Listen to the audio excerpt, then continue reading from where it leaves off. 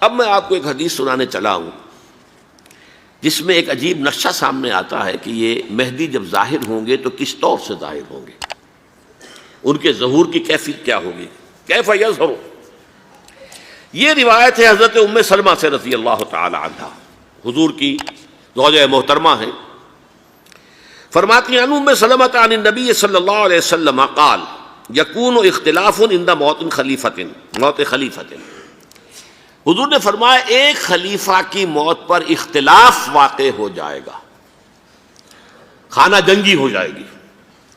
فَيَخْرُجُ رَجُلٌ مِّنْ أَهْلِ الْمَدِينَةِ حَارِبًا إِلَىٰ مکہ، پھر مدینے کے لوگوں میں سے ایک شخص نکلے گا، بھاگے گا اور جا کر پناہ لے گا اور چھپ جائے گا مکے میں۔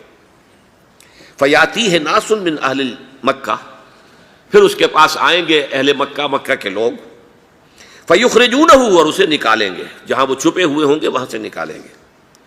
وَهُوَ كَارِهٌ، اور وہ بالکل اس کو پسند نہیں کر رہے ہوں گے، نہ وہ خواہش مند ہوں گے کہ ان کے ہاتھ پر بیعت کی جائے، نہ وہ یہ چاہیں گے کہ وہ میدان میں آئیں اور ان کو جو ہے اپنا لیڈر مانا جائے۔ وَهُوَ كَارِهٌ فَيُبَايِعُونَهُ بَيْنَ الرُّكْنِ وَالْمَقَامِ، لیکن لوگ جو ہے پھر اصرار کے ساتھ ان کے ہاتھ پر بیعت کریں گے رکن اور مقام کے درمیان۔ رکن وہ کونا ہے خانہ کعبہ کا جس میں حجر اسود لگا ہوا ہے، اور مقام ابراہیم جو ہے، ان دونوں کے مابین جو یہ علاقہ ہے یہاں پر وہ بیعت ہوگی۔ وَيُبْعَثُ إِلَيْهِ بَعْثٌ مِّنَ الشَّامِ، ان کے خلاف ایک لشکر بھیجا جائے گا شام سے۔ نہیں کہا جا سکتا کہ باسی حکومت اس وقت کی جو ہے اس کی طرف سے کوئی مسئلہ اس طرح کا اٹھ کھڑا ہو، اس لیے کہ ابھی تو بہرحال باسی حکومت وہاں ہے۔ فَيُخْسَفُ بِهِمُ بِالْبَيْضَاءِ بَيْنَ مَکَّہ وَالْمَدِینَہ، لیکن اللہ تعالیٰ اس لشکر کو مکے اور مدینے کے درمیان وادی بیضاء میں دھسا دے گا، زمین کے اندر پورے کے پورے لشکر کو۔ فَإِذَا رَأَى النَّاسُ ذَلِكَ، جب لوگ یہ دیکھیں گے کہ اتنی بڑی نشانی ظاہر ہو گئی، أَتَاهُ أَبْدَالُ الشَّامِ وَعَصَائِبٌ من العراق فَيُبَايِعُونَهُ، اب شام سے سارے کے سارے جو اولیاء اللہ ہیں وہ بھی آئیں گے، اور عراق سے جوق در جوق لوگ آئیں گے اور ان سے بیعت کریں گے۔ وَيَعْمَلُ فِي النَّاسِ بِسُنَّةِ نَبِيِّهِمْ، پھر وہ عمل کریں گے لوگوں کے مابین، حکومت کریں گے اپنے نبی کی سنت کے مطابق۔ وَيُلْقِي الْإِسْلَامُ بِجَرَانِهِ، اور اسلام اپنی گردن زمین پر ٹکا دے گا۔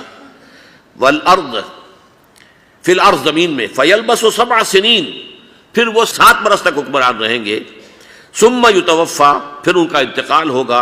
ویصلی علیہ المسلمون، اور مسلمان ان پر نماز پڑھیں گے۔ یہ جو میں نے آپ کے سامنے نقشہ کھینچا ہے، اس سے اب میں ایک نتیجہ نکالتا ہوں، اسے بھی میرا گمان کہیے، اختلاف بھی کر سکتے ہیں آپ، اگر اس کو وزنی سمجھیں تو قبول بھی کر سکتے ہیں۔ وہ یہ ہے کہ میرے نزدیک ان کے ظہور کا وقت قریب ہے، اور اس کی تھوڑی سی بعد میں مجھے معلوم ہوا کہ جین ڈکسن غالباً نام ہے امریکن اس کا، جس نے یہ پیشن کوئی خبر دی تھی کہ 1962 میں عالم عرب میں ایک بچہ پیدا ہوا ہے کہ جو وہاں کا نقشہ بدل کر رکھ دے گا۔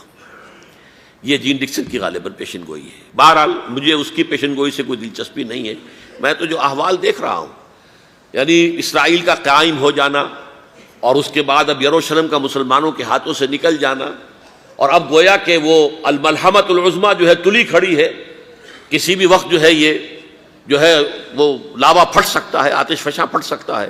تو یہ تمام حالات ایسے ہیں کہ جن کی وجہ سے میں سمجھتا ہوں کہ ایک تو جو قرآن مجید کے اشارات میں نے آپ کو بتائے، 14 صدیاں، 14 دن میں چاند کا پورا ہونا، والقمر اذا اتسق، 14 دن میں 14ویں کا چاند۔